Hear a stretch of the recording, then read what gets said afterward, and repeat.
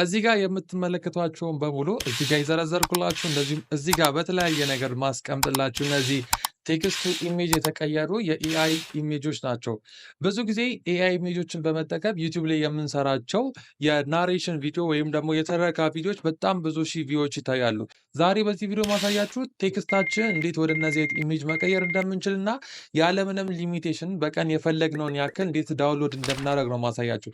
እንደምትመለከቱት እነዚህን ኢሜጆች እኔ 2 ደቂቃ ባልሞላ ጊዜ ውስጥ ነው የሰራሁት። እንደዚሁም ለራሴ ለዩቲዩብ ቻናል የምጠቀማቸው ነው። ሌላ ዩቲዩብ ቻናል አለኝ ናሬሽን የተለያዩ ታሪኮች የሚሰሩበት ለነሱ የምጠቀማቸው ፎቶዎች ናቸው። እነዚህን ፎቶዎች ዳውንሎድ በማድረግ የተለያዩ ኤአይዎች ላይ አስገብተን ወደ ቪዲዮ መቀየር እንችላለን።